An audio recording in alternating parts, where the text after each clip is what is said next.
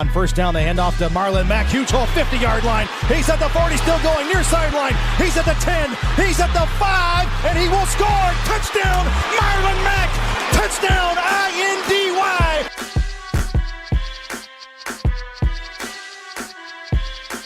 And again, it's picked off. It's Darius Leonard. Leonard with a second INT, and he's streaking down the near sideline. He's at the 40. He's at the 30. He's at the 20. He's going to go. A pick six for the Maniac. Horseshoe is back, baby. The horseshoe is back. What is up, Colts Nation? It's your boy, Michael Burgess. I am here ready for the pregame stream. It is my first solo outing, so please bear with me if you need to. But hey, ladies and gentlemen, this is a playoff game. I don't care what anyone says. This is a playoff game to me. It is a playoff game to these players, and it is a playoff game to these coaches. Do not think for 1 second when we saw that we had the Raiders in Week 13 that we did not circle this game. Last year, we were absolutely embarrassed by the Raiders. They came out playing harder than us. They came out playing faster than us. And I know that Darius and our boys are going to have a chip on their shoulder. And let's be real here. It goes without saying that Gruden also means business. Guys, they almost lost to the Jets. I mean, if it weren't for probably the worst play call in the history of play calls, the Raiders would have lost to the Jets, and the Jets would have their first win of the year. And it goes without saying, too, that the Falcons beat the crap out of the Raiders. So all of that kind of entails to me that the Raiders are coming in pissed off. They are ready to show the AFC that they belong in the playoff picture. They're right behind us. We're the 7th seed. They're right behind us with the Ravens. And so we have a lot to lose, and we have a lot to play for today. So I am super excited. We have to come out. We have to match their physicality. We have to match their mindset, and we have to take it to them and make sure we punch them in the mouth before they punch us, because I guarantee this is going to be a very physical game. Now, I just mentioned what the Raiders have gone through the past couple of weeks. They have looked a little slumpy. They haven't had Josh Jacobs. Josh Jacobs is back. And Josh Jacobs back with a healthy O-line. I believe Trent Brown is also getting off I believe he got off the COVID list or everything like that. So their O-line looks like they're going to be very ready to go. So with Josh Jacobs healthy, with Darren Waller doing what Darren Waller does, this Raiders offense is going to be legit. Now, let's also, I just mentioned before Josh Jacobs is back, I want to get into the injury report right now before we really do anything else. Right now, obviously the Colts, we look as healthy as we've been outside of Rigoberto Sanchez being the only one inactive. Anthony Costanzo's questionable. Bobby Okariki's questionable, and Kari Willis are all questionable, but they all were limited in practice this week. So that's a good sign for us. And like I said, if this is a playoff game, we're going to need all three of them. I know Max Crosby and Cleveland Farrell are not J.J. Watt, but I still want Costanzo out there instead of Chaz Green. So let's just hope and pray that he'll be okay and that his knee stays healthy for it. Now, speaking of the Raiders and the past few weeks of them, these two teams, I swear to you, I don't see any other teams in the league that play to their teams, the opponent's competition, more than these two teams. The Raiders almost lost to the Jets, got their butts whooped by the Falcons. They also gave the Chiefs their only loss, and they also almost took it to the Chiefs again. And look, the Raiders, if they want to show up and show out against a good team, which I think we are a good team, that means that they're going to play hard. That means that they're going to be ready to go. Now, talking about the Colts, we obviously lost to the Jaguars in Week 1. We'll get that out of the way. Just throw it. Just get rid of it. We also beat the Packers in overtime, and we played fairly well against the Browns. I know we obviously lost against the Browns, and Phillip did not have his best game against them, but we played fairly well against the guys that are up there in the playoff picture. So, we'll see. And let's be real here too. Against the Houston game, man, I don't really know if we deserve to win the Texans game. They were driving down the field with only like 2 minutes left, and thank God for Grover Stewart and Anthony Walker. They absolutely made that play at the end. I know it was a rough little snap and Deshaun missed it, but if Grover didn't have his big old hand going in there and Anthony Walker wasn't as quick as he was to the ball, we might be looking at 7-5 versus 7-5 today. So with that being said, I am so excited for this playoff matchup. And let's get into some stats. Let's get into some guys that I'm looking at specifically. If you have been following me, I started in these pregame streams, I think the first Titans game, I believe, or maybe it was the week beforehand. I have constantly been saying I want Nyheim Hines with the football. This is a very serious matter for me, and I haven't really fully appreciated this guy and what he does for this team. I understand Jonathan Taylor needs to be our feature running back, but if Nyheim Hines doesn't have the ball more than 6-7 times today, I'm going to be very upset. I mean, look, I have not seen a weapon like Nyheim Hines since maybe even like a McCaffrey. Yeah, obviously, Alvin Kamara and Dalvin Cook, those are the better running backs in the league. Then you have the Derrick Henrys and people like that. But this is the biggest nightmare matchup I have ever seen. No matter who's guarding him, if it's by some chance someone who has the same speed as him, he can still make a miss. He can catch the ball better than most receivers on any other team. Speaking of, Nelson Aguilar, Zay Jones, those guys, and I'm just trying to mess with the Raiders receivers. But he can catch better than any other receivers. I have so much more confidence in this guy when he has the football. When he has one man to beat and just a tiny sliver of grass, he's going to get it. He's going to get at least 10 yards out of that. And so I just want to personally go ahead and start the whole bandwagon of that Nyheim Hines deserves to have the football maybe 10 times a game. 5 catches, 5 rushes, something like that. Just give him the football. That's all I wanted to say. And I do want to just back up and remind everyone too, Jonathan Taylor the past couple of weeks as well has been absolutely on a tear. His season stats right now, it clearly shows that he's kind of the feature running back. Whenever we want to run the ball, JT does get it because he's got 148 attempts right now compared to Nyheim's 67 rushing attempts. But then you also look, JT only has 29 catches for about 271 yards. Nyheim's got 47 catches for 384. So they're definitely using them both. And like Frank says, he's going to utilize his guys no matter what. And yeah, he'll play the hot hand too. But man, like I am in love with Nyheim Hines. So I want him to have the ball as much as he can, and we're gonna see how he does. All right. But Jonathan Taylor with 140 attempts right now, he's got 609 yards, 4.1 yards per carry, and 4 TDs. He's definitely gonna be our feature back. So we'll see what happens, man. Now, when we have Nyheim Hines in the pass game, it obviously opens up a lot of different things. And speaking of the pass game, if we have Anthony Costanzo back today, that is going to be an absolute game changer.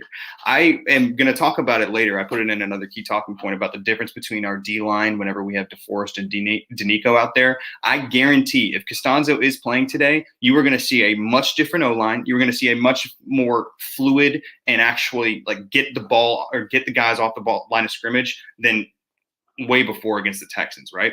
Obviously, the Texans had J.J. Watt. And he was fantastic. He played so well. It literally seemed like it was just J.J. Watt and Deshaun Watson versus our team. So, I don't think anyone on the Raiders kind of has that impact that J.J. Watt would. So with Costanzo, I guarantee we're going to see a much different O-line and a much different situation with that. Now, I also wanted to go over this Raiders pass rush stats as well. The Raiders defense has been, at least from what I've been hearing about, around the league. I'll watch NFL Network. I'll watch Good Morning Football, Colin Cowherd, all those guys. I'll literally watch anything about football. And the consensus is that the Raiders defense isn't very good. I agree. They're not very good, but they're playing the Chiefs twice. They played the Saints. I think they played the Packers as well. Let me make sure. I don't actually think they played the Packers.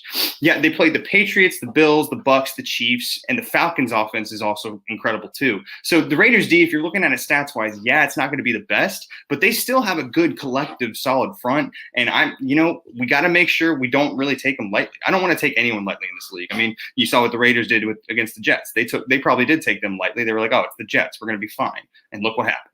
So you never know. Now, with that, they've only got 15 sacks this year, and they've given up 21.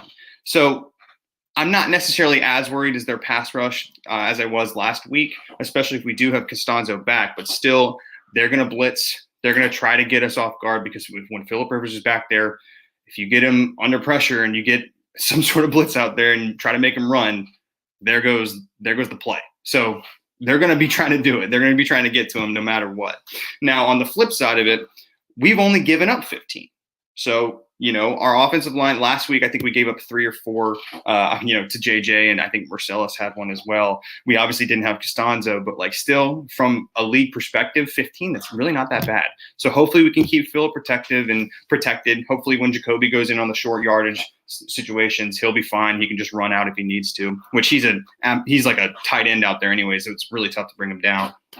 So we will see about that. The key matchup that I'm really worried about is actually more the Raiders offense versus the Colts defense. So we'll get into that a little bit more later, but I just wanted to throw out there. They got 15 sacks right now, and we've only given up 15. So, we'll see. It could go either way. Now, I did mention beforehand, Josh Jacobs is back. He was listed as questionable, but man, I love Jonathan Taylor and I love Nyheim Hines, but Josh Jacobs is basically like that mixed together.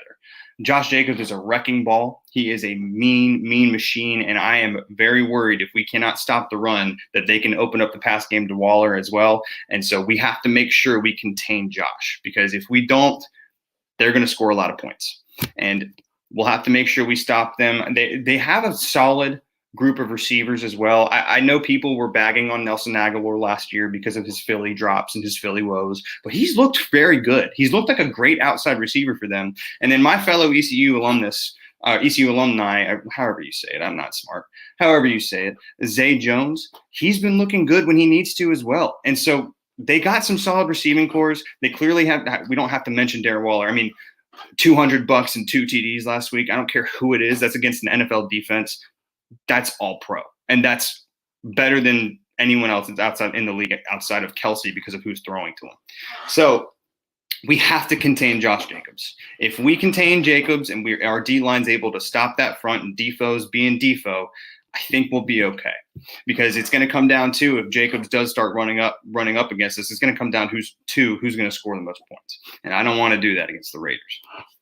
Now, moving on to what I think the best thing for us to do offensively against this Raiders D. I love our run game. I would love to establish the run. I would love to get that going and get the play action going as well. TY on some crossers, MPJ on some crossers, whatever we can. I personally believe we really need to feed our tight ends. Like I just mentioned, I don't need to tell you how good Darren Waller is. They obviously have a great single guy. But collectively, we have the best tight end room in the league.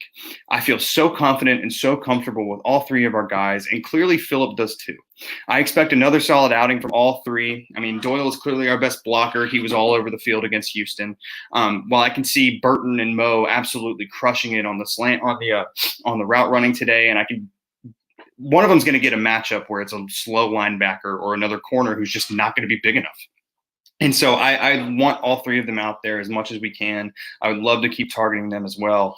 It would help us to spread the field a lot more. It would get Nyheim into one-on-one scenarios, maybe MPJ and TY into a one-on-one scenario.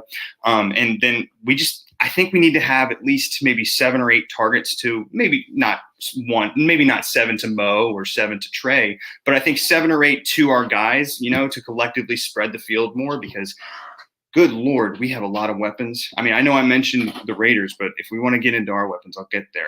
But right now, I think we need to utilize our tight ends a little bit more than we have been. Because, I mean, when we first started going off, Mo Alley-Cox, the first couple of weeks, I know Trey was hurt a little bit and Jack Doyle was a little banged up as well. Mo Alley-Cox looked like the best tight end in the league because of his physicality and because of how strong he is and how, his stride, he doesn't look like he's going so fast, but his strides are it looks like it's 6 yards a stride. Like he's going to get a first down, or he's going to get at least a couple of yards no matter what, as long as he holds on to the ball. So I think as long as we feed our tight ends and spread the ball out collectively, we should be totally good as well. Now, I did want to talk about something a little bit serious as well. Speaking of our offense, I know I mentioned some of JT's stats recently and Nyheim's stats as well, but if anyone can find the Colts run game, or at least half of what the Colts run game was last year, please call 911 because it's still missing. And then, just let me know whenever we get actually going. I'm just messing. I just really hope we can actually establish the run today, because good Lord, guys, it does not look the same. And Frank even mentioned it, that 4th and 1 or that 4th and 2 against Houston, that was completely stuffed. You saw, if you watched the replay, that Trey Burton just missed a block. I don't know if it was a guy that he was supposed to get a little bit earlier. I don't know if he had a bad angle, or I don't know if maybe Quentin or someone on the left side, because I know he was pulling to the left, or someone on the left side or right side, I could be wrong, missed a guy or missed an angle or something like that, but it was just not executed right. And it was no fault of the running back. And maybe it was no fault of Frank, but the short yardage run game without Jacoby in there has not looked good. and without JT actually running over someone and getting a couple extra yards. So we just gotta make sure we establish the run today. I would love if our first drive of football just had like 10 runs, maybe one pass, and then got into the end zone. That would just be the perfect drive for me. Now, I also wanted to mention too, with our offense and how we're doing right now, past couple of weeks, T.Y. Hilton. T.Y. Hilton is back to being his friendly, ghostly self, man. He's yielded 2 TDs the past couple of games, I think about 12 catches or something like that. And we got to see, will he be able to continue his tear? I mean, right now, the Raiders are actually without Damon Arnett and Jeff Heath. Now, Jonathan Abram is also listed as questionable, but we'll have to see. That Raiders secondary looks like it's the only part that's kind of weary and kind of injured for the Raiders. So we're going to see what happens. We're going to see if T.Y. can keep going on that tear. I personally believe T.Y. is going to keep going. He'll maybe have 4 or 5 catches today, and I think he can easily find the end zone if he makes a man miss. So we'll see how that goes. Comment below who you guys think what you guys think T.Y. is going to do. Is he going to get another touchdown? Is he going to get another maybe 100-yard game? What's he going to do, you know? And I know I mentioned I'm still kind of on the Colts offense right now. I know I mentioned earlier that the Raiders collectively have a solid wide receiver group. They obviously have a star in Darren Waller and a star in Josh Jacobs. I'll get into Derek Carr in a little bit. But I just want to take this time to thank Chris Ballard and Frank Reich for the depth that they've created. I mentioned our main wideout, T.Y. Hilton. I mentioned our 2-star running backs. And I mentioned our tight ends. I have so many more people to go over. I have Michael Pittman Jr., Zach Pascal, Marcus Johnson, DeMichael Harris, Jordan Wilkins. I mentioned a little bit, Jacoby Brissett.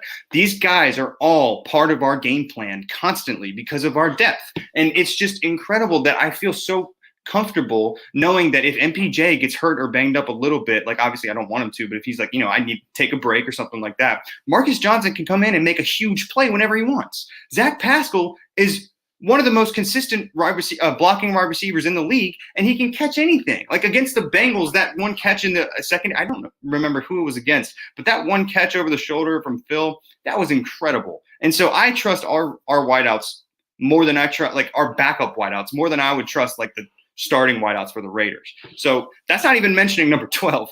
I just like saying number 12 because it's DeMichael Harris now, but I would love to see DeMichael Harris on a jet sweep actually work one time with J.J. Watt not blowing it up. They don't have J.J. Watt, so maybe it'll work this time. And then obviously we know about our run game. We know about our run game woes, but whenever Jordan Wilkins is in there, he looks like he has the best vision, and he's our 3rd running back. And so whenever our guys are tired, I'm so happy with these 5 guys I just mentioned just coming in and stepping up whenever we have to. I don't feel that comfortable at all, or I wouldn't feel that comfortable at all with any other receiving core, tight end core, running back core in the league. Maybe that's just because I'm a little biased. I mean, clearly. But I love our depth, man. And I'm just so happy and so thankful for Chris Ballard and what he's been doing. He knows that people are going to get injured. I mean, obviously we have Paris Campbell still probably not going to come back this year. I hope he does if we make it to the playoffs. I hope he does because he was going to be a beast. So we'll see what happens. But Chris Ballard, Frank, you guys are just keep it up. It's been incredible with that. Now, speaking of our depth, I know I just went into a little bit about the Colts offense. Our D-line is one of also the best depth, I think, best groups in the entire league as well. Man, I mean, I have never seen such a difference in like a D-line game, or at least like the way we played defense between week 11 and week 12. Against the Titans, man, I know we didn't have Defoe. I know we didn't have DeForest, and we were missing a lot of – I don't want to make any excuses. What I'm mainly saying is no question we lost that game. It's over with. But the difference in our D-line and the difference in the push and the quickness and just the overall effectiveness from week 11 to week 12 was so obvious. It was absolutely incredible. And having DeForest back out there, having Danico out there, having us all full strength – man, it is one of the best D-lines in the league. And I am so, so excited to see what we can do against this Raiders O-line because, like I mentioned, they're getting healthy too. They got one of the biggest – I think collectively they are the biggest and, like, strongest in the league. Like, if you were to actually weigh them – like, not weigh them, but look at their weight, look at their strength, all that different stuff. They are huge, huge guys.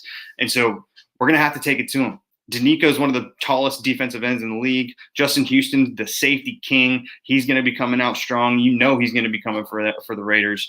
And, man, I mean, he used to play them all the time in Kansas City. So I am really looking forward to the Raiders O-line versus our defensive line. And if Bobby Okereke is healthy, it's going to be very nice to have him back out there, especially against Darren Waller. So we will see, man. We will very much see. And speaking of that as well, for our depth, I know I'm breathing a lot and doing because I'm just so excited about these guys, but I absolutely love our secondary too. We don't have to mention Rock. Rock is a very controversial figure at the moment. So I'm mainly going to mention that when we have TJ Carey out there and we have Kenny in the slot, or we just have Kenny instead of TJ, and also with Xavier Rhodes, our top 4 secondary guys, if we include Xavier, Kenny, Julian, and Carr, that's one of the best secondaries in the league. Starting secondaries in the league, no question. Carr is one of the best hitters and best tacklers I've ever seen. I mean, he legitimately put fear in Derrick Henry's eyes for a couple seconds there in Week 11. I've never seen a guy hit someone so hard. Like, I've never seen a guy hit Derrick Henry so hard to where he actually comes off of his feet and drops the ball. So that was incredible. Julian Blackmon, Defensive Rookie of the Year. It's over with. He's Defensive Rookie of the Year. Everyone just go ahead and just say it out loud. We're just going to go ahead and manifest this. Julian Blackmon is Defensive Rookie of the Year. Everyone say it with me. Julian Blackmon is the Defensive Rookie of the Year. Okay, everyone got that? Jeremy Chin, I love you. I'm from Charlotte. I get it. Jeremy Chin, you're an absolute baller. Chase Young, you're a baller. Julian Blackmon is the Defensive Rookie of the Year. There you go. That's all I'm going to say about that. And finally, I already mentioned a little bit, but lightning in a bottle, Kenny Moe. I was so happy that Deshaun Watson tried to go after Kenny twice in a row last week. And Kenny just said, like, with the way that we have been getting called on pass interference, and, like, you know, I'm not gonna get into the whole conspiracy against the Colts for leaving Baltimore, but I'll get into that later. Kenny Moore, with the way that we've been getting flagged with the refs, just proved to everyone, he was like, just stop. He had the most incredible pick.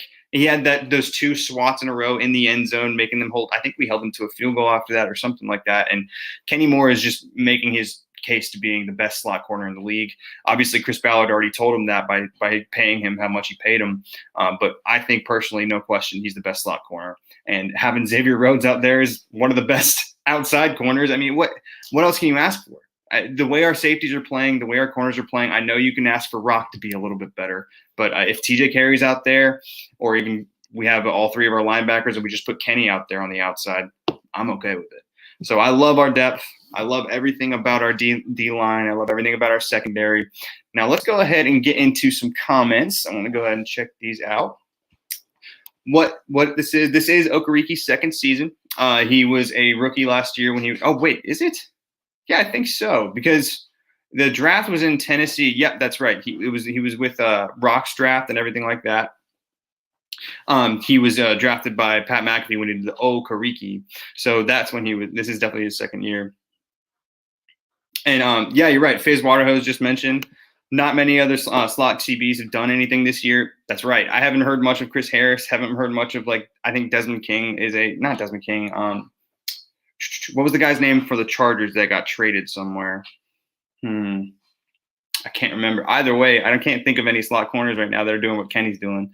And also right here, I did want to show this. Bobby versus Walker, in my opinion. I agree. I think Anthony Walker is one of the best players, or one of the best leaders in our locker room, no question. I love what he brings to the table, and I love how quick he is to, when he got to the fumble recovery. I love how quick he is on the run game and everything like that. But you're right. There are some times when, Desmond King was the one I was thinking of. Sorry, Peyton. Thank you for that. There are times when Anthony Walker will just miss something in the pass game, in the play action, or he'll miss an angle or something like that Bobby usually never misses. And so Bobby, it seems like, I remember against the Packers, that 4th and 1 call where we doubled Devontae and Bobby made sure that Jamal Williams had no chance. He had no chance to get out there and get to the ball. I think Bobby's perfect in the pass game. So whenever we have our nickel package out there with Bobby and Darius, I think it's unstoppable sometimes. Now, I have to mention, I have been yelling this. You can ask my dad. I watch the Colts games with my dad sometimes. I have been yelling constantly that the middle of the field is wide open. every game this year. I don't know if it's that kind of attributes to our scheme, like I know it's like the Tampa 2 scheme of where we bend, don't break, and we have to make sure we're all back and make sure that they don't, keep everything in front of us and let's go tackle, let's go fly to the ball.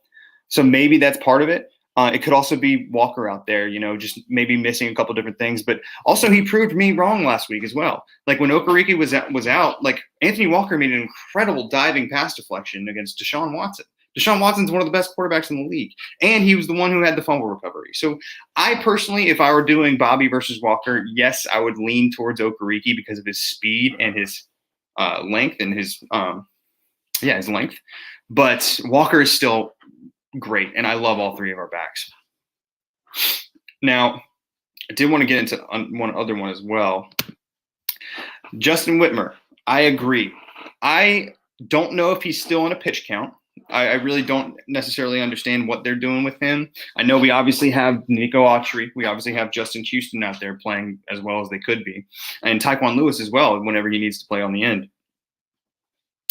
But I really want Teray to get going as well. I was really looking forward to maybe seeing him when he first debuted, seeing him get like a sack or a pressure or something different, something explosive or a game-changing play. But, it still hasn't happened. And we still, obviously, he's still getting into the swing of things, getting into the game speed. Game speed is much different than practice speed. But we'll have to wait and see. I really, hopefully he does get going and, he can solidify himself out in the edge as well as a perfect third down rusher. But we'll see. Let me see here. Also want to get there was a couple comments that I'll see and I want to make sure I get into. So let's see here. I'm down 4,500 and need a winner so bad. So, all right, man, I see here that you are, it's Colts minus 2.5. You're down 4,500 and need a winner.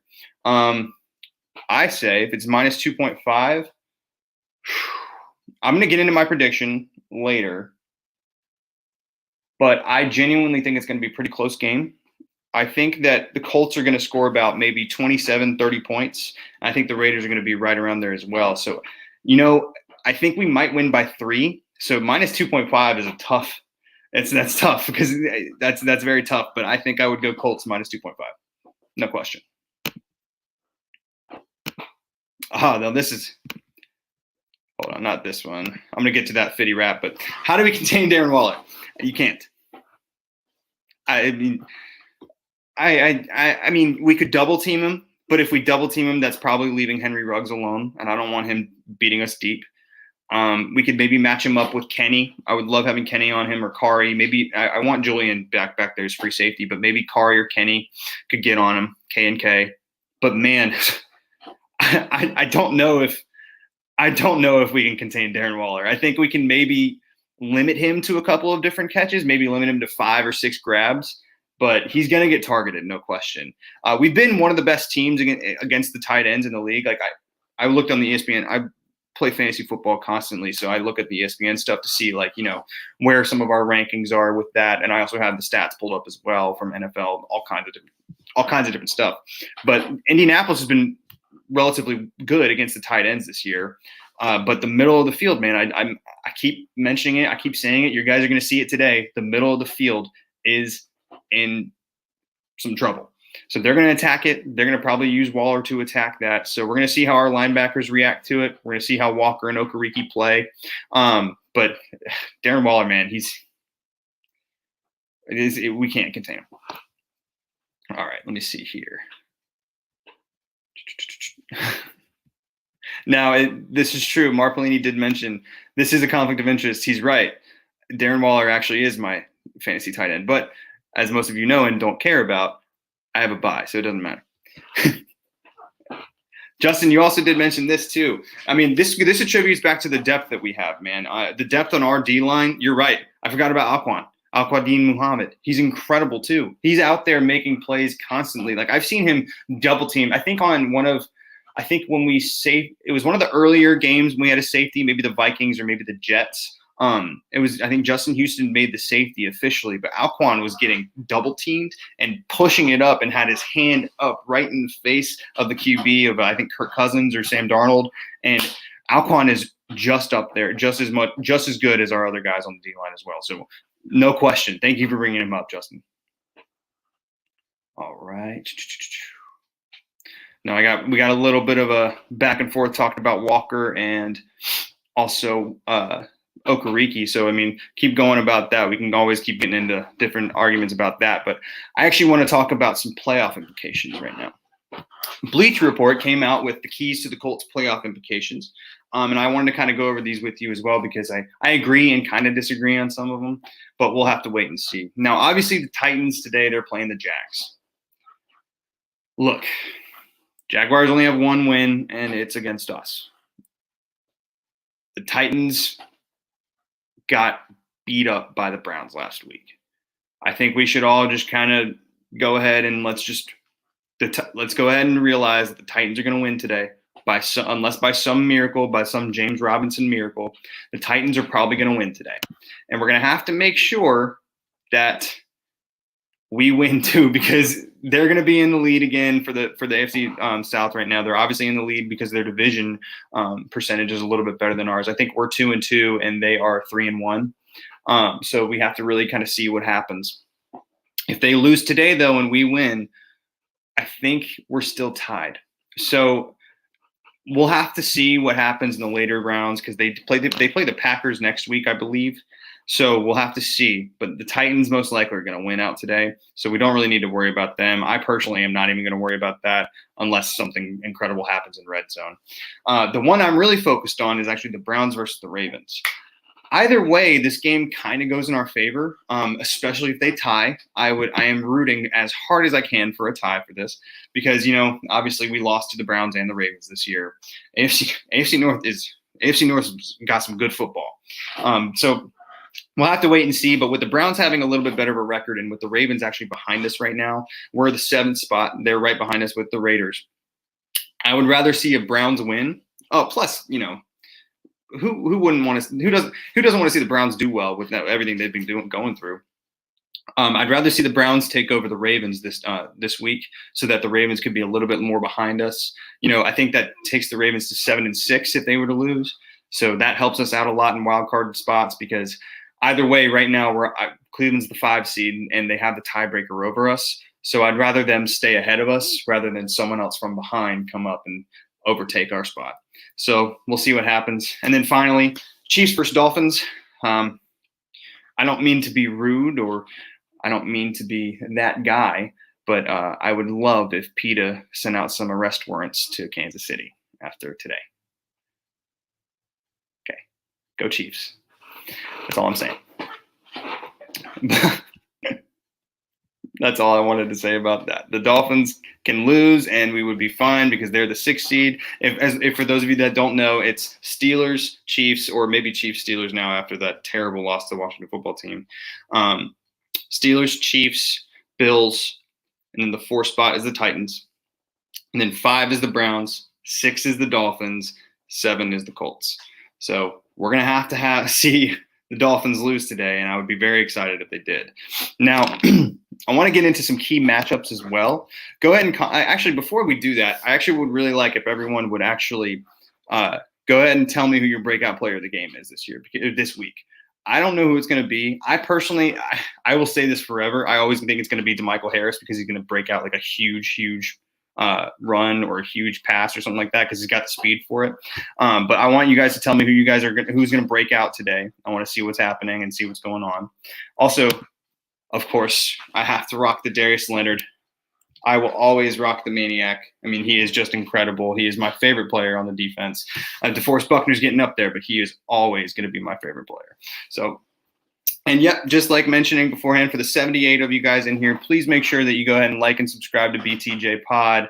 I mean, they've given me the opportunity to just talk Colts. Like, it's been so much fun. You guys have no idea that what my parents and what my friends and my girlfriend have to deal with because I am the worst when it comes to watching these games. So being able to just talk it all out, being able to just be with you guys, be with other Colts fans, it's just been absolutely incredible. So make sure you keep subscribing to the BTJ Pod. Cody and Derek are absolutely incredible guys. And today also Derek is going to be doing a live stream as well, commentating over the game. So if you can't really watch the game or have no way of seeing it, definitely check out Derek commentating over it. All right, let's get into some of your guys' breakout players. I got a lot of MPJ. Yeah. Okay. First and foremost, I'm seeing a lot of MPJs, a lot of Pittmans. I love it. Yeah. I love seeing that. If MPJ has a great game today, I will not be upset whatsoever. I see we got a little Pascal here. We're all going to receivers, I see. Oh, here we go. There's the first defender. Okay. So let me ask you this, Ethan. Is Xavier Rhodes going to have his third pick of the year? I mean, obviously he only has 2 right now, and that was against the Jets. He's been playing super well. If you look at his PFF grades, I think he's the second highest corner with the lowest completion percentage. Xavier Howard's number 1, I think, with like about 44, and Xavier Rhodes is about at 45%. So they're both balling out. I would love to see him get another pick, maybe a pick 6 again. Got to see what happens there. I'm also seeing there's a Kamoko Toure rooting for Kamoko. Julian Blackman's going to have a breakout game again, even though he's a breakout star anyways. Okay. Rhodes is going to struggle. The speed is concerning for the Colts. Okay. I totally understand that. Now, I get that as well. I'm a little worried about Henry Ruggs. I'm a little worried about Henry Ruggs go fast. He is very, very concerning. I mean, they clearly drafted him, I think, number 11 for a reason. They wanted him to be their little Tyreek. I mean, they play Tyreek twice a year, so they clearly that's what they wanted. And the way Derek Carr has been playing as well, man. Derek, look at these stats. Against the AFC South, this is from our friend Kevin Bowen. Man, the past 7 games against the AFC South, he has 17 TDs, 0 interceptions, and a 115.1 passer rating. That's the past 7 games against the AFC South.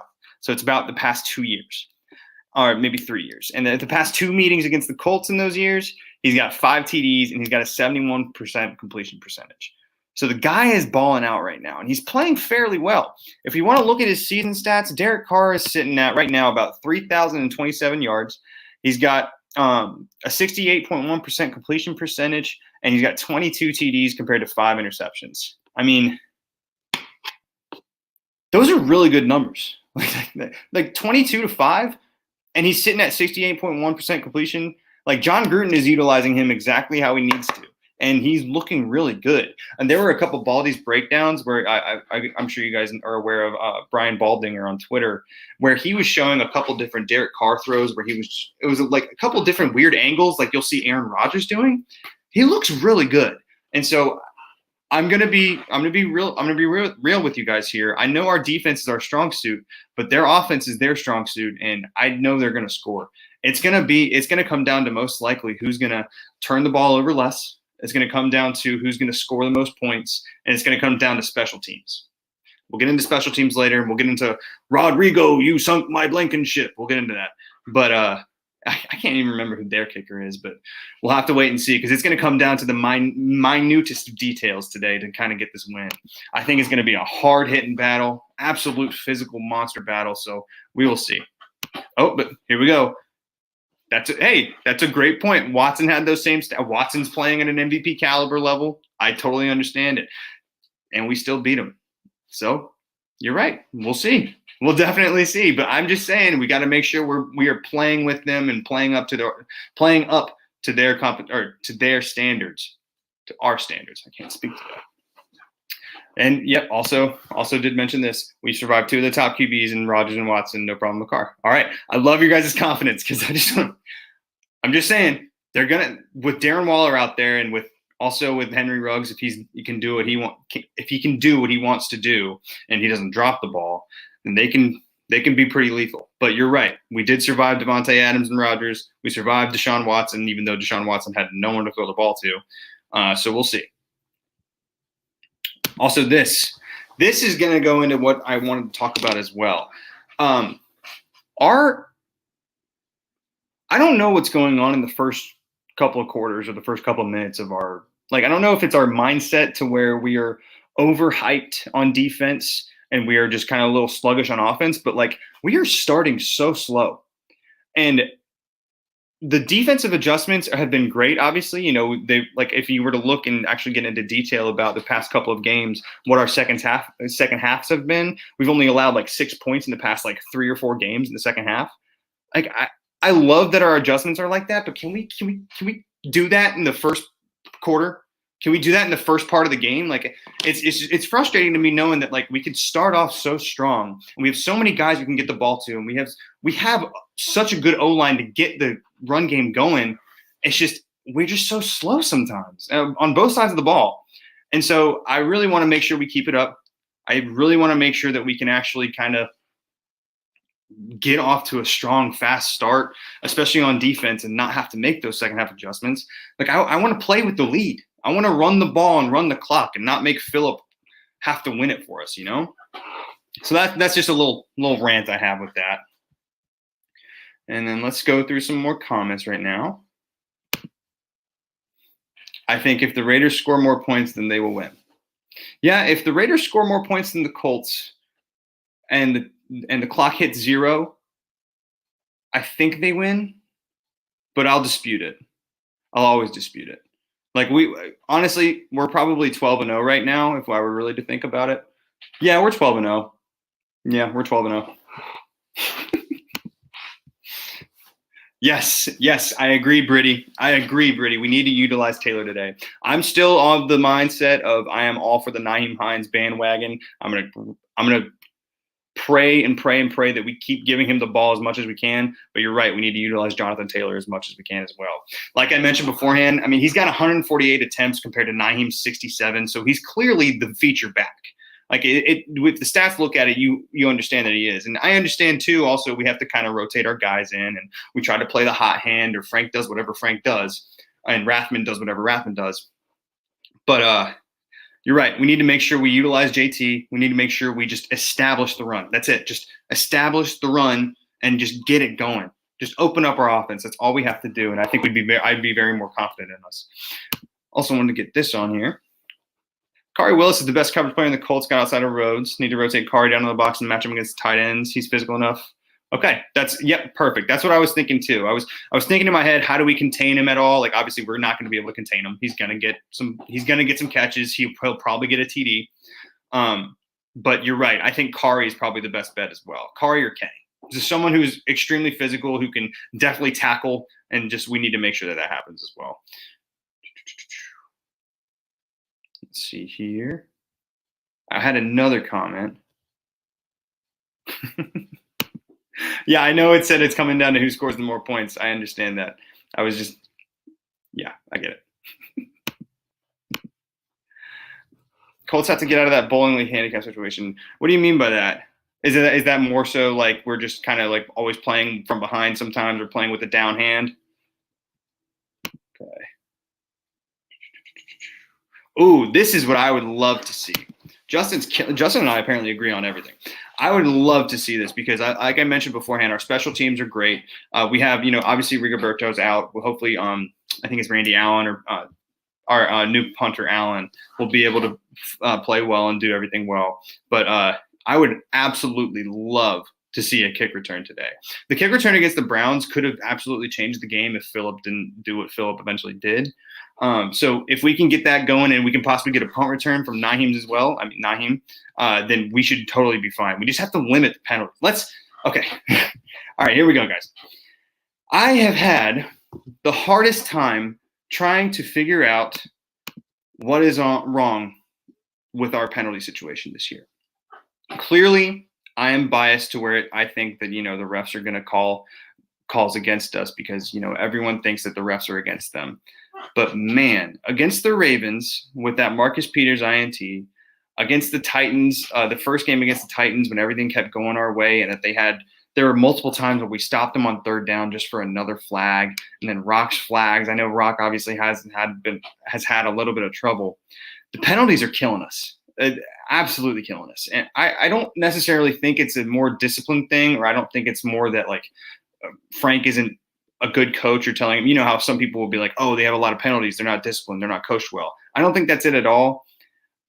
I think we just need to be just a little bit more focused because the penalties are absolutely crushing us and it's not good. It's not a good look. It's frustrating and it's giving me a heart attack. This is all about me, clearly. So please stop with the penalties. All right. Let me see here. Let's go back into here. Now I want to get into a couple more comments. Okereke should be good for the pass D, no question. If he's available to go and ready to go. Now, obviously, the only player that's ruled out right now is Rigo. But if we are to say that we do have Costanzo and Okereke and Carr back, I think we definitely will be okay. Now, hold on one second. I do want to see this real quick. Leonard on Waller is a mismatch. Did I miss a comment saying that we should put Darius against Darren Waller? Because I am of the mindset that we shouldn't. I think Darius is a great in coverage and great in the zone coverage, but I don't think he's really built to play. Not built. You know what? I'm not going to allow any Darius Leonard slander on here. Darius Leonard is the greatest of all time. We're just gonna we're gonna go ahead and just stop the Darius Leonard slander. However, I don't want to match up against Darren Waller because Darren Waller is a beast. Buckner could have 3 sacks this game. Actually, now that I think about it, DeForest Buckner, if he has 3 sacks this game and he proves to everyone in the world watching this game, because this is going to be like, if out of all the 4 o'clock games, this is the main 4 o'clock game. This is the one game that has the most playoff implications of the whole entire day. So I may be outside of the Steelers Bills. And so I'm really looking forward to this. And if DeForest can get 3 sacks this game, I think he's going to go ahead and implement his name into the Defensive Player of the Year category. I know his stats aren't as good as some other people's stats, but if you actually are thinking about it and you're actually thinking about what he does and how he changes this defense, we saw against the Bengals that without Darius Leonard, it's tough for our defense to really figure it out, right? And it's tough for our defense to really have that energy that we normally have. But we still were okay. And we obviously still won. When we didn't have Defo, I know it was the Titans, but like, my God, the difference between our D-line when we have him and when we don't is unbelievable. And so if he can put up 3 sacks today, if he puts up 2 sacks today, I'm going to start banging a drum for Defensive Player of the Year for how important he is to this D-line. So that's all I got to say about DeForest Buckner. Let's see here. If you guys have any questions, by the way, please let me go. I'm here until I gotta probably head out about like right at 12:45 or something like that. So I got another 30 minutes. I can keep this going. We got 111 of you guys in here. I mean, thank you guys all for even just listening to me talk. Like I got so many. You should see how many just things I just have in my head that I just keep putting out about the Colts. It's just I got so much to talk about, and I'm so happy that we can all talk here and be in together. So let's go Colts. Let's keep doing it. Make sure you subscribe to the BTJPod. Let's keep talking. All right, let's see here. Raiders fan. Trent Brown, Josh Jacobs, Abrams all back today. I did mention this beforehand. It's going to be tough with them all back. Trent Brown is back. I thought he was getting off the COVID list. I think that's how he got off, and he's all good now. So good. I'm glad he's healthy. I'm glad he's safe. But man, with them back together, it's going to be a little bit more tougher of an outing. Now, someone did mention beforehand, we did obviously hold our own against Rodgers. We did hold our own against Deshaun Watson. But I'm worried about if the Raiders can get their run game going, then I'm a little worried to see what happens. But we'll obviously have to wait and see. All right, let's get into some questions here. Let me see here. Who would be classified as our number 1 wide receiver? I would definitely say T.Y. I think if you look at his target share, you can definitely tell that he's got a little bit more of a – here, I got it pulled up right here. He's got a little bit more targets and everything like that going to him. Right now, he's got 66 targets, which is about it's actually 13 more targets than the next guy, which is Zach Pascal at 53. He's got 41 receptions. He's got 518 yards. So I think clearly he's our number 1 guy. But it's so different from the years past because we haven't ever had the depth that we have now. We haven't ever had all these guys who are like, let's go to MPJ. Let's go to Pascal. Let's go to Naheem. Let's go to our tight ends. Let's do all this different stuff. And so, Phillip has the option to spread the ball around more, which is why T.Y. really hasn't been the number 1 guy.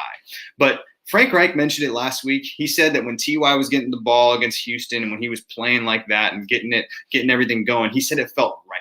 He said it was like, this feels, it feels good. It feels right that we have T.Y. up here doing what he's doing. So I think he's clearly the number 1 guy, and they clearly want him to have the ball more than the next guy because, of his experience and how well he can play. I just think it just took a little while for Phillip and him to get used to each other. Plus, we have a lot of weapons. We have a lot of guys we can get the ball to. So that's probably why he's been not as good, I guess, or stats wise, All right, let's see here.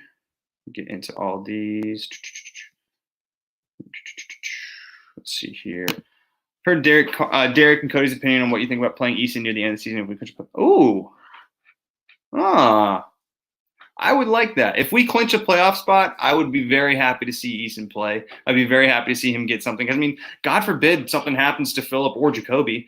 Yeah, no question. I'd be okay with Jacob Eason going in there if we already clinched a playoff spot. But the way that this is looking, the way that the AFC itself is looking, man, I don't think we're going to clinch one until week 17. And if we do, so it's going to be tough. I mean, the seedings are all up for grabs right now. We're technically only about, are the Steelers, they have 11. Yeah, okay. We're only about 3 games behind the number 1 seed. So, if they all lose out and we win out, we could be okay, but that's not going to happen. Because we do play the Steelers, so we'll see what happens. So we can see what the seeding and all the competition. But we got 2 teams right behind us, the Raiders and the Ravens, who are very good. We got 2 teams ahead of us, the Cleveland Browns and the Miami Dolphins, who Miami, it looks like they're very good this year. Brian Flores is probably, I think, coach of the year because I love Brian Flores. Even if he is a Patriots disciple, I think he's making his name for coach of the year. So we got a lot of people like in that mix, and we're at the 7 seed right now. We're in that last spot. So we'll see. But if we do clinch it and we are able to do that, I would love seeing Easton out there. No question. Let's see here. Compare the Colts to a college football team. We'll get back. I'll get back to you, Mar. I'll get back to you. I'll have to get back to that. Okay. I think we should get JT28 running the ball early. Yep. No question. No question, Devin. I fully agree, man. Let's see here. Hey, what's up, Colts Capital? And Colts Capital, and I'll have to figure out how to actually do that. Unfortunately, I'm not as savvy as Derek and Cody in this whole thing. But next time, no question, we're getting you in on that pregame. No question, man. I don't want to accidentally end it. I don't want to accidentally end it or do anything, All right, let's see into some more questions. Let me see here. I think I accidentally skipped a bunch of questions. Hold on. Let me see here. Okay. I don't think we should punch Henry Ruggs whatsoever. I think if you mention, or if you're talking about like we go at him and we actually get like a real good hit on him, kind of like punch him in the mouth, sort of say, yeah, for sure, we'll get him like kind of rattled, but don't punch him. I want our secondary. I don't want anyone to get ejected. I don't think we need that as well. All right, let's see here. Here we go. Colts are way more physical on this side. Raiders struggling against physicality. Now, I was more speaking of the Raiders O-line and our D-line kind of going at it, because the Raiders O-line, like I mentioned, they are massive. They are huge guys. I mean, Richie Incognito and Trent Brown together, I would not want to see them in a back alley. They would beat the crap out of me. We wouldn't obviously see them back there, but still, like, they are massive dudes. And so I'm really looking forward to the physicality of their run game versus our run D. That's what I was really kind of more focused on. Their defense, you're right, isn't necessarily the most aggressive. So we have to go punch them in the mouth, especially, and then open up that secondary and open up the run game to open up, or get the run game going to open up the pass game and open up the play action, because they are without Damon Arnett. They are without Jeff Heath. So we'll have to see how that goes as well. Oh, I am an idiot. Apparently Richie Incognito is out, and I didn't even know that. So there we go. That makes me feel a little bit better. But either way, I'm not gonna discontinue that the Raiders O-line isn't still gonna come at us, because they got Alec Ingold back there at fullback, unless he's hurt with his ribs still. I just know he's not listed on the injury report, so we'll obviously see. Let's see here. All right. Now, I agree with this one as well. Rhodes is probably the best on Ruggs as well, because Rhodes, his technique is so sound to me. It looks like no matter what, if the ball's coming in on a slant, he's getting his hand over. He might get away with like a little grab here and there, but his technique has been absolutely incredible. So if Ruggs is going to hit us deep, I do trust Xavier to be back there as well.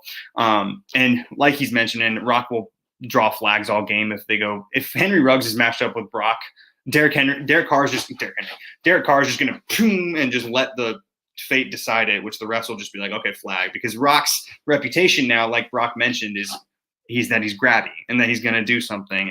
And that's part of his wrestling background for sure. And I would love to see Rock Rock's like one of the greatest tacklers as a corner like that we have too because of his physicality. So I love him out there. But man, like that's you're right. I mentioned beforehand the penalties are what's killing us the most, and Rock's been pretty much the biggest culprit. And it's not his fault. I mean, part of it is his fault. Yeah, it's his fault. But still, you're right. We need Xavier Rhodes on Henry Ruggs. All right. Imagine Raiders fan. Yeah, this Raiders fan guy in the chat is John Gruden. Hey, Mr. Gruden, it's good to see you, man. Good luck today. Let's see here. If we're up 20 at half, should we play Jacoby Brissett? I mean, obviously you just want to see him play. Hey, if we're up 20 at half, no, because the game can change within an instant. I mean, they could take a kick return home. We could turn the ball over right away. That's 2 scores right then and there. Now they're only down 7. So maybe, but maybe if it's like in the fourth quarter with like 5 minutes left. But my dad's a big UNC football fan, or UNC football in general, and they just beat the Miami Hurricanes 68 to like something like 63 to 36, something crazy, right? My dad was not happy or convinced until we had 50 points, until we were up about 40 or 50. He was like, I can breathe. So I'm the same way because I am his son. And so I'm the same way with the Colts. If we're not up by like 50, I'm not happy. Like I'm freaking out. I'm thinking, because look, what Andrew Luck did in 2013 against the Chiefs, man, like one of the greatest comebacks of all time. Frank Reich, we don't even have to mention, he has the single greatest comebacks in college and NFL history. So it can happen. So I would rather be up a little bit more than to fully put in Jacoby. All right, let's see here. I'm going to get into a couple more questions, then I'll get into like my last little bit on what I wrote down too, because I just need to make sure I want everyone to have their chance to get into the red zone. Obviously, we only have a couple more weeks of red zone left if you got it. And need to get over to get some food. All right. Right, of course, juiced up. Kenny Moore is the best tackler at corner, but Rock can tackle too, just because of his physicality. I was only really mentioning that because of how grabby he is and how physical he can be for the flags. But yeah, Kenny Moore is the best tackler at corner. Yeah, no question. Will the Colts make the playoffs? I mean, very general question. If you're asking me personally, I don't know if you can tell, but I really want them to. So yes, they're going to make it. I'll just say I'll manifest it. As we manifested Julian Blackmon being defensive rookie. Let's all Julian Blackmon is defensive rookie of the year. One more time. All together, all 118 of us. Julian Blackmon is defensive rookie of the year. Just like that, the Colts will make the playoffs. We're just going to go ahead and manifest it and Conor McGregor it, All right. Seems like our offense is more explosive when we are intentional about getting Hines heavily involved in the game plan. Yes, Joe. Yes, 100,000% against Detroit, against the Titans. When he is getting involved and we are making sure that he gets the ball, and we still have JT as our feature, like down back and still like our hard nose back. Yes, our offense is incredible. That's why I'm always going to be on the Nyheim Hines train. I'm always going to be on the bandwagon that Nyheim Hines deserves a Pro Bowl vote. He deserves to be one of the best, regarded as one of the best, if not the best, route runners as a running back. I mean, because Christian McCaffrey's obviously hurt, and then Alvin Kamara's up there too. But Nyheim Hines, if you look at his PFF grades, it's like a 92, something like that out of the back. He is an incredible player, and I'm gonna pound the drum and die on the hill of Nyheim Hines being very important to our offense. So I agree, Joe. If we get him involved, we get going. All right. Can Rivers still throw the ball deep still? Yeah. Sometimes. If he's got protection, yeah, I've seen him throw the ball deep. Like his couple deep throws to Marcus Johnson were really good in there earlier in the year. That one big one to T.Y. where T.Y. dropped it because of the sun.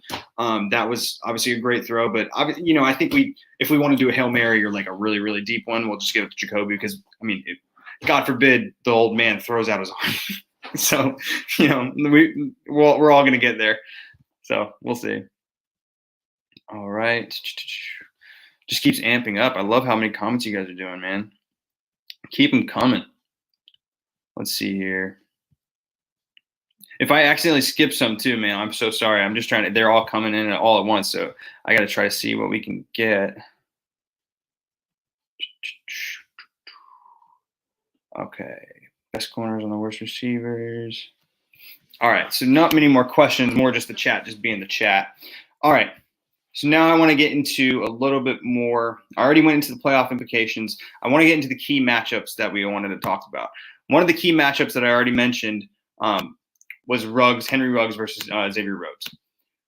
You're right. I think if we want to have him covered deep, we need Xavier Rhodes to be there and be the guy who's watching out for him. But I don't know if we necessarily – if someone can tell me if they've seen this. Does Xavier Rhodes, if he's matched up on a big – like a really good receiver, but we still playing in our zone, if we're still playing in our zone, does he switch sides with them or will he stay on the one side? Because it feels like every time I'm watching Rock or TJ, they're on the left side or something like that and Xavier's on the right. So if that happens and Rock gets matched up with Henry because of that, we'll see. Or if TJ gets matched up because of that, we'll see. But I think Xavier Rhodes versus Henry Ruggs is going to be a big thing today. Obviously, we mentioned beforehand, whoever's on Darren Waller, however we're going to stop him, if we need to double team him, if we need to just have play zone and then just lock on him. Like I love that idea too of having like a cover 3 zone or a cover 2 zone and just having one guy like Kenny on Darren Waller just spying on him. Because, Derek Carr can obviously he can run if he wants to. He low key, he does kind of run a little bit. Let me look at his rushing stats real quick because he actually does. There have been multiple times where I look at him just dive for the pylon and dive for the end zone, and he's not too bad. Yeah, he's got 32 attempts for 129 yards.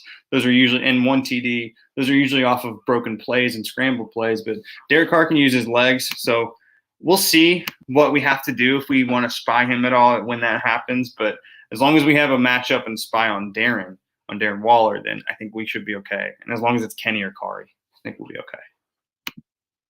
And the last key matchup that I wanted to talk about was – I know I've been harping on this all day – the Raiders' run game versus our rush D. We need to make sure that we contain Josh Jacobs. I obviously was corrected and was told that Richie Incognito was out, but Trent Brown is back. And that Raiders O-line is not anything to mess with. And when they're in that I formation, obviously correct me if I'm wrong too, but I think Alec Ingold is still good and ready to go, even with his broken ribs. We have to contain it. And if we don't contain it, then it's going to be a very, very long game. That's what I think. Because the Raiders, I know they lost to the Falcons. I know they almost lost to the Jets, but they beat up the Chiefs. They beat up the Saints, and they can play. They can play against any team in the league. So we'll see. All right, I'm here. I'm seeing some slander in the chats. Hold on. Let's see here. We'll see here. Did I mention beforehand that? I think I did actually. Yep, I mentioned that I literally just talked about it, how we all play to our competition, that the Raiders are like the autumn wind Raiders when they're playing a good team, but then they're the worst Pirates I've ever heard of when they're not. Let's see here. I want to see. So I see some. Okay, well, hey, thank you, Raiders fan. Colts definite do not suck. You're almost there. It's definitely. No wonder you're a Raiders fan. But sorry. Just spell right, and then you won't tee yourself up for it. I know you're just typing quick. I'm just messing with you, man. All right, but let me see. I bet they just lined up Isaiah Roberts with Xavier Rhodes and just had Rodgers run deep. To practice for. Okay, I didn't know exactly what you were saying, but yeah, having Isaiah Rodgers out there just be a speed demon against Rhodes just for Henry Ruggs doing it. I hope they incorporated some double moves and different things like that. Maybe even some triple moves on like a comeback. Because if you watched any Justin Jefferson highlights this year, he's incredible. But he does like a triple move instead of a double move. He'll push deep. He pushed deep to get Kyle Fuller just to push back, and he'll cut in a tiny bit, head fake to get the post, and then he'll cut back out to try to maybe do a fade, like maybe he's doing a step fade into the end zone.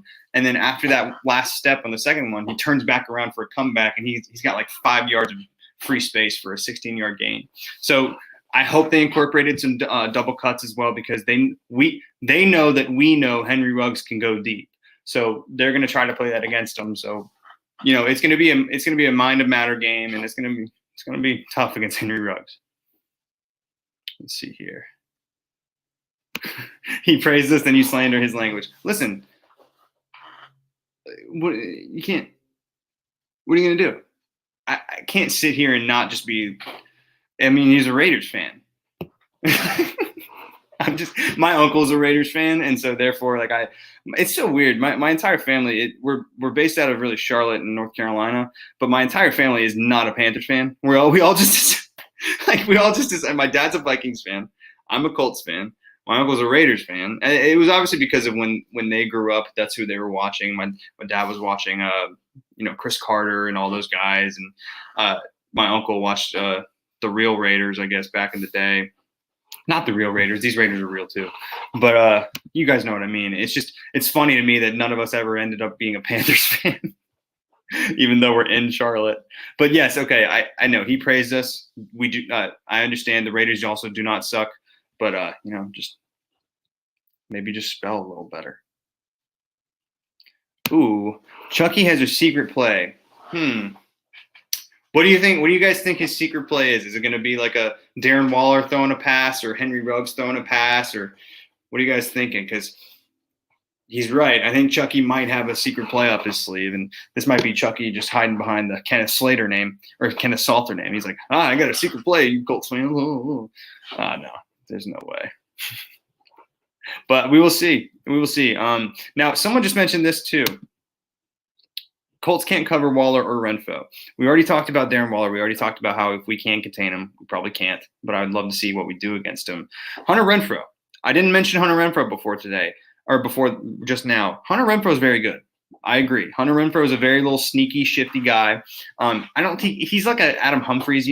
Maybe he's not really distilling fear inside my heart right now, like Darren Waller does. But he's good. He'll be solid. But I still think our second and third corners could be fine against him. We'll obviously have to wait and see. It really does depend on how our defense goes against the rush, your guys' rush offense as well, to really figure out how it goes. All right. Let's see this guy. Who are you going to cover? Aguilar, Ruggs, Waller, Jacobs, Renfro, pick your poison. Yeah, dude. Yeah, you're right. I mentioned our depth beforehand too. And, Colts fans are very opinionated. We're all going to be like, nah, like we can definitely match up against Aguilar and blah, blah, blah, blah, blah. Like you also didn't even mention Zay Jones, who I'm going to always harp for being an alumni from ECU. You're right. The Raiders do have a good, solid group of guys, good, solid group of weapons. However, I think maybe Ruggs and Waller are a problem. And if we can contain Josh Jacobs is obviously a problem too. But if we can contain Josh Jacobs to, maybe 3 yards of carry, I think we'll be fine. I think we'll be okay. We're going to see. I'm one of the Colts fans who understands and kind of looks at reason as much as one could. That's biased, because I'm clearly obviously biased towards the Big Blue. But if we can contain Jacobs, Waller and Ruggs are going to get their stuff. I think we'll be okay. I think we will. Oh, we're looking for that Big Q touchdown still? Oh, my God, dude. If Big Q gets it or any of our O-line gets it and they don't do the keg stand, it's going to be blasphemy. We're gonna hear all of it. Or they don't at least do something special like that. Like maybe trying to think of something else. I think maybe like maybe at like a Jewish wedding or a bar mitzvah, how they all get someone on a chair and da, da, da, da, da, da, da, if we get Quentin in the end zone or something like that, that'd be nuts. But you're right, the keg stand would be incredible. All right, let's see. Do you guys have any more questions or anything like that? I want to get into some more questions before we get going. I'm gonna have about 10 minutes to go in the stream right here. Thank you. By the way, we have even more people now. We have 133 people in here. Thank you guys so much. Make sure you like and subscribe to the Bring the Juice podcast. I can't speak today because, we're going to keep doing this. I'm going to be here for every pregame outside of next week. I did mention beforehand, I'm actually from Charlotte, North Carolina. I actually am able to now go to my first ever game in Lucas Oil next week. We're going for the Blue Out, and I was able to get myself tickets, even though it's limited capacity. I'll be wearing a mask and everything like that. But if you guys are going to be at the game, make sure you follow me on Twitter. Make sure you actually just kind of reach out to me or reach out to BTJ. They can get you my information. But I'll be at the game if you want to talk Colts with me or do anything like that, because it'll be like the most I'm looking forward to it, man. It's my first ever game in Lucas Oil. I'll probably be there at 8 a.m. just getting ready and buying everything at the pro shop. Now, do you think Philip Rivers might play today because of an injury? Well, he is playing. He is playing. I mean, he's got that little toe injury still that he's working through, but he'll be fine. He is still playing. Let's see here. You think Costanzo is going to hold up? I hope, Devin. I really hope so. I really do hope so. I think that he might be on a pitch count if he needs to be, or he might even still be questionable and might not play. But I think he'll be okay. I mean, we know how serious this game is. We know that this is a lot of playoff implications. We know that this is basically a playoff game. So I think he wants to play because of that, and I think he wants to be ready because of that. But if he's getting hurt and he's getting he's not really up to his standard right now, maybe don't risk another injury. But we'll see. I think he'll be okay. He's always been able to hold himself up no matter what. Ryan Grigson. The worst player in the Colts is Ryan Grigson. That's all I'm going to say. I don't want any Colts slander. I love all my babies. I have a pet cat, so that's how babies just came out. But no, I love all my Colts players. I'm not going to slander any one of them. I love them all. They're all better players than me. They're all better players than most of us, most likely. So we don't have a worse player. We have a terrible old GM. That's what we're going to say. All right, let's get into more questions. Hey, from Toronto, Canada. What's up, man? How you doing? Jonathan Taylor going to keep up the strong momentum today? I think so. I think we're going to ride him as our feature back, no question. And hopefully, as long as we get Nyheim Hines the ball as well whenever we can, I think JT is definitely going to keep riding the wave. I mean, look, we've been throwing the ball to him too. And that 4th and 4 to JT where no one just mashed up on him, he was a speed demon out there, man. In ESPN, actually, the Next Gen Stats, the top 2 guys who were the fastest last week, or I think maybe even in the whole year, were Jonathan Taylor and then Nyheim Hines right behind him. So, look, I think he can definitely keep going, and we have the 2 best running backs in the league, or at least the best running back room in the league, no doubt. All right, let's see here. Abram just playing. He's the key to my Raiders run D. Yeah, I wanted to ask a more Raiders fan. I know Max Crosby is kind of the one that gets a little bit more flash because he gets some sacks, or at least last year he was pretty solid. I know Jonathan Abram is playing. He's a killer. I really was hoping for us to draft Jonathan Abram in 2019, and then when you guys took him, I think that's honestly was when Chris was like, okay, we're going to trade back, because I think that was our guy.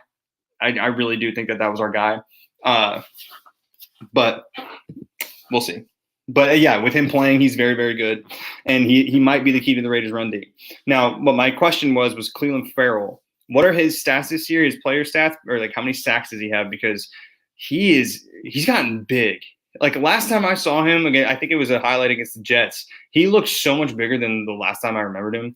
So Cleveland Farrell, Max Crosby, we're going to have some guys coming off the edge that we got to worry about. But we also have Braden Smith, the PFF top-rated right tackle last week. So, and Costanzo's back. I think we'll be all right. All right.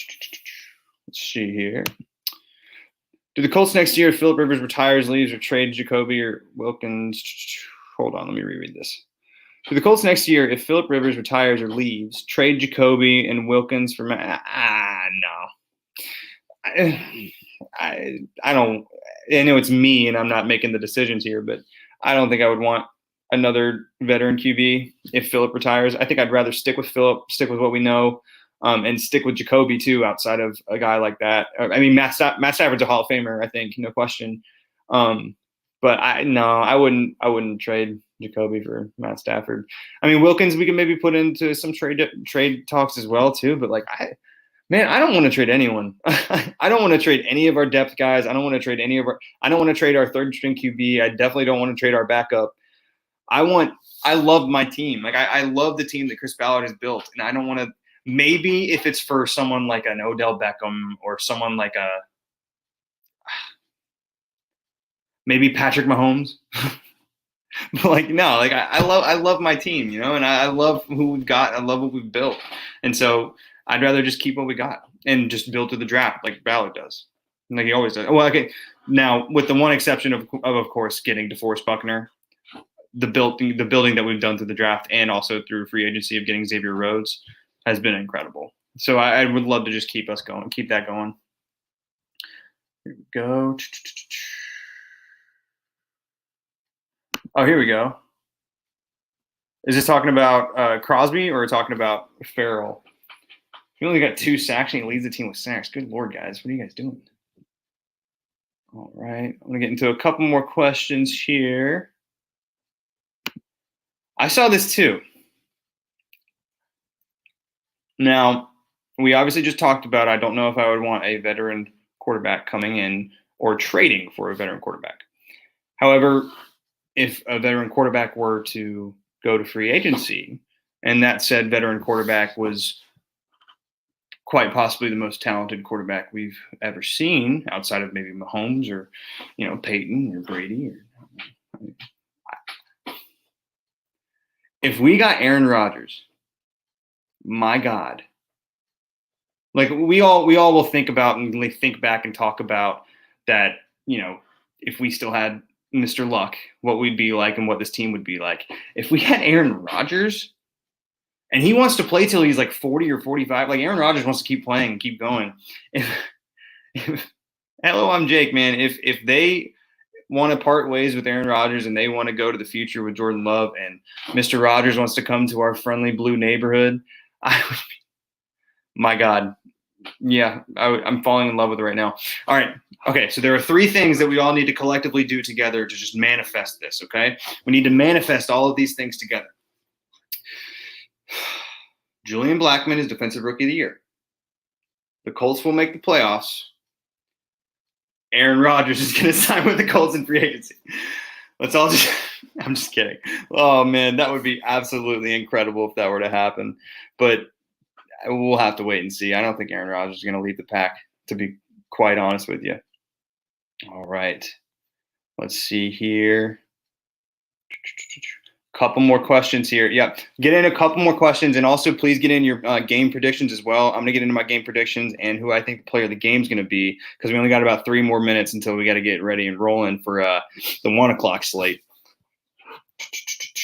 All right. Let me see here. And by the way, for the 1 of 3 of you in here, I know not everyone's chatting and not everyone's being able to do anything.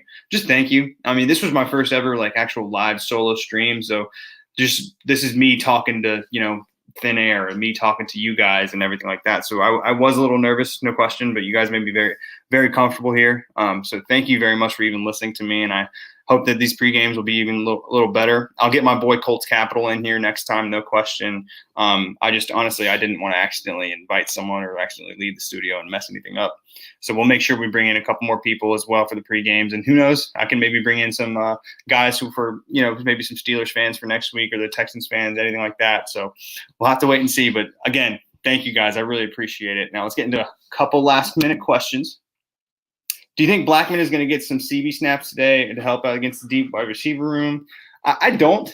I actually think he's going to stay in his free safety spot because, I think we're going to need all the help we can get with as much how many people are going to be Ruggs and how well he's going to be doing off the edge or going deep. So I think we're going to need all the help we can get at safety. Maybe, but we'll see. First sack of the game, Autry or Buckner. And prediction is 31-24 Colts Nation. I like that score. My score is going to be a bit similar, most likely. First sack of the game, though, Autry or Buckner. I'm going to have to go with C. I'm going to have to go with other and a Mr. Justin Houston. I think Justin Houston or maybe Kenny Moore off of a slot corner blitz is going to come in and get the first sack, if you're talking about for us, for the game. But, yeah, no question. I think it's going to be Houston or Kenny Moore, actually. But I'd be fine with any of those guys getting it because, the way that those two are playing, it's just – man, we needed our COVID boys against the Titans, but we got them back now, and we're gonna keep rolling. All right, let's see here. A couple more questions. So Raiders fan is saying Waller versus Leonard is a key matchup for me. I personally don't think Leonard's going to be out on Waller. I think maybe he will be watching him, in the zone. Maybe we'll have a couple spies on him. But I think Darius Leonard is going to be more focused on Josh Jacobs. And I think Kari Willis or Kenny Moore are going to actually be a little more focused on Darren Waller. Maybe even Okereke on Waller, if Okereke's ready to go. But we'll have to wait and see. It is a key matchup, no question. We'll see how Leonard plays. We'll see how Waller plays. But Darren Waller, I mean, I am so lucky he's on my fantasy team, man. Yeah, no question. I hope no one gets injured. Like, that's no question. I think we can all agree. We don't want anyone to get injured. We don't want anyone on either team, on any team in the whole league, doesn't want to get injured. So seeing Trent Brown out there is nice again. I think, was he injured or was he on the reserve COVID list? He might have been on both. I'm not entirely sure. Either way, I hope he doesn't get injured, but I hope we outplay him. All right. Yeah, it would be. I honestly personally don't believe it would be a trade. I think Rodgers would just leave and just get out of his contract whenever he could, just to do free agency. That's what I was saying. I don't want to trade for him either, because then we'd have to give up a whole lot. So that's all right. Okay, just wanted to make sure. Okay, we have everyone except for Incognito. Denzel Good has been good this year. Okay, cool. Denzel Good, was he a former Colt? He was a former Colt. Yeah. I don't like you, Denzel Good. Okay.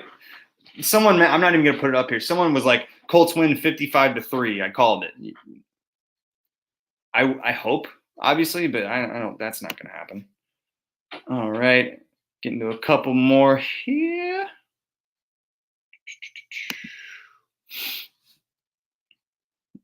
It's clear who the better team is. Are you just saying it's clear the better team, the Colts, because of their record? Do you think just because of all-around team?